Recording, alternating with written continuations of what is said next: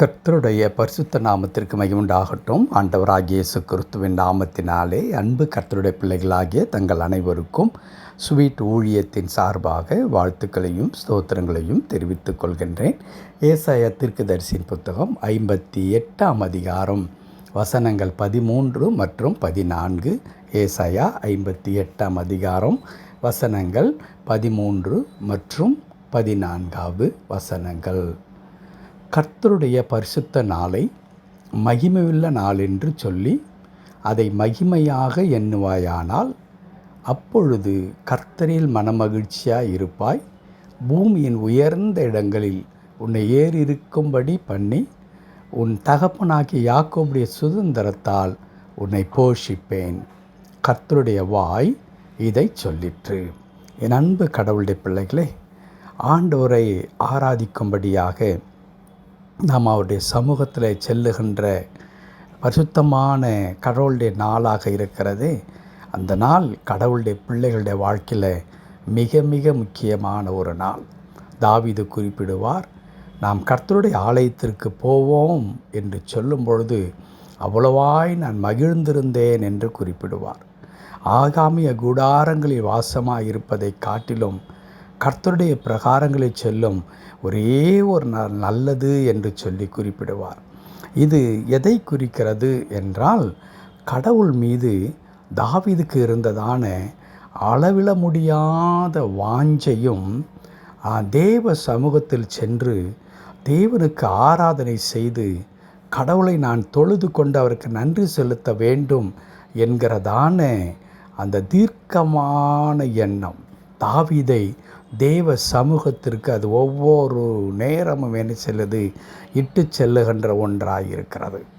இன்றைய காலத்தில் எப்படி மாறிவிட்டோம் என்றால், ஆலயத்திற்கான முக்கியத்துவங்கள் எல்லாம் மறைந்து விட்டது. ஏன் மறைந்து விட்டது?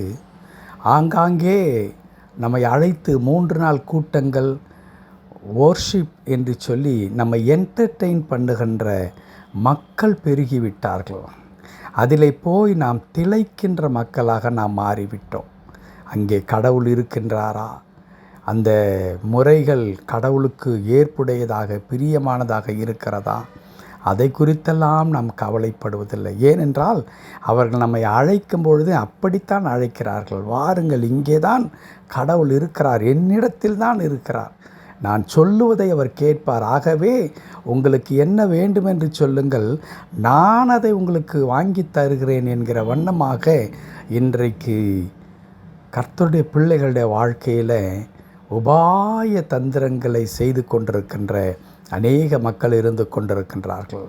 ஆனால் பரிசுத்தமான ஓய்வு நாளில் கடவுளுடைய சமூகத்தில் சென்று உள்ளத்தின் ஆழத்திலிருந்து, ஆண்டவரே, என்னை உயிரோடு வைத்திருக்கிறீர், என் வாழ்க்கையில் என்னை நிர்மூலமாக்கும்படியாய் அநேக காரியங்கள் நடந்தது, ஆனால் நீர் என்னை சுகமாக்கி இருக்கிறீர், என்னை குடும்பமாய் வைத்திருக்கிறீர், என்னை ஆசீர்வதித்திருக்கிறீர், அற்புதங்களை செய்திருக்கிறீர், ஒவ்வொரு நாளும் பசி இல்லாமல் போஷிக்கின்றீர், மரணம் என்னை ஆட்கொள்ள வரும்பொழுதும் இதோ அந்த மரண படுக்கையிலிருந்து என்னை மீட்டெடுத்திருக்கிறீர், எண்ணிலடங்காத நன்மைகள், அதெல்லாவற்றுக்கும் ஆண்டவரே உமக்கு நன்றி என்று சொல்லி உள்ளத்தின் ஆழத்திலிருந்து ஒரே ஒரு வார்த்தை நாம் சொல்ல வேண்டும் என்று கடவுள் விரும்புகிறார்.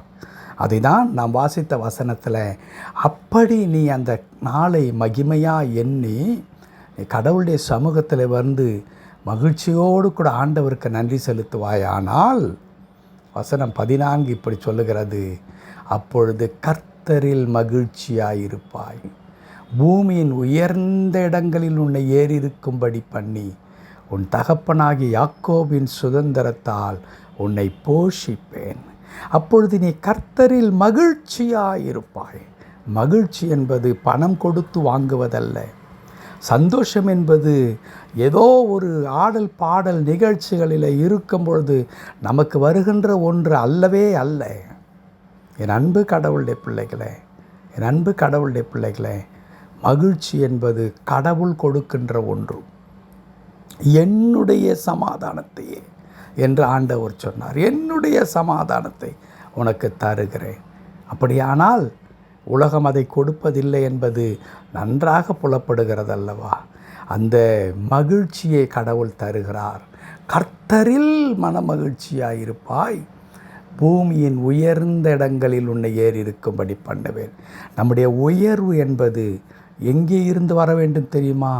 கடவுளிடத்திலிருந்து வர வேண்டும். நாம் தந்திரமாக, மிக மேதாவித்தனமாக, புத்திசாலித்தனமாக மற்றவர்களை வஞ்சித்து, அதுவும் குறிப்பாக கூட பிறந்தவர்களை ஏமாற்றி, மற்றவனுக்கு நியாயமாய் கிடைக்க வேண்டியவைகளெல்லாம் தந்திரமாக பறித்து கொண்டு மற்றவர்களை மிதித்து விட்டு நான் உயர்ந்து விட்டேன் என்று சொல்லுவது அது அருவருப்பான ஒன்றாயிருக்கும். கர்த்தர் ஒரு மனிதனை உயர்த்த வேண்டும். ஆகையால் தான் பேதுரு அழகாய் சொல்லுவார், அவர் உங்களை உயர்த்தும்படிக்கு, ஏற்ற நேரத்தில் உங்களை உயர்த்தும்படிக்கு அவருடைய பலத்த கரத்திற்குள் அடங்கி இருங்கள். ஏன் தெரியுமா? உயர்வு என்பது அவரால் வர வேண்டும்.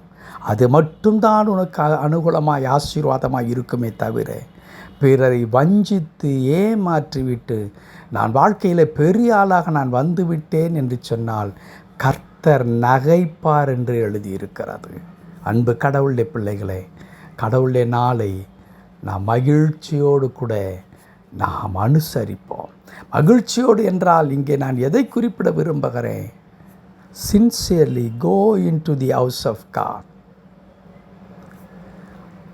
கர்த்தர் செய்த எல்லா நன்மைகளை நீங்கள் உணர்ந்து பாருங்கள்.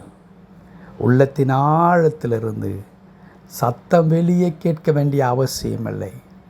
அப்பா, நீர் செய்த எல்லா நன்மைக்கும், நீர் செய்து கொண்டிருக்கிற எல்லா நன்மைகளுக்கும், நீர் காண்பிக்கின்ற உடைய இரக்கமாகிய கிருபைகளுக்கு நன்றி அப்பா.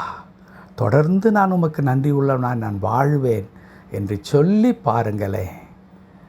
கர்த்தருக்குள் மகிழ்ச்சியாயிருப்பாய், என் தேவனுக்குள் நீ களி கூறுவாய். உன்னை அவர் பூமியின் உயர்ந்த இடத்தில் ஏறி இருக்க பண்ணுவா. அன்பு கர்த்தருடைய பிள்ளைகளே, ஆம், நம்முடைய கடவுள் அவ்வளவு அருமையான கடவுள். ஆகவே இந்த ஆண்டவரை பிடித்து கொள்ளுங்கள். ஒவ்வொரு நன்மையும் கர்த்தரால் வந்தது என்று சொல்லுங்கள். மேலும் ஒவ்வொரு ஆசீர்வாதத்தையும் கடவுளத்திலிருந்து மட்டுமே எதிர்பாருங்கள். நிச்சயமாக உங்கள் வாழ்க்கை ஆசீர்வாதமாக இருக்கும். May God bless you all. Thank you very much.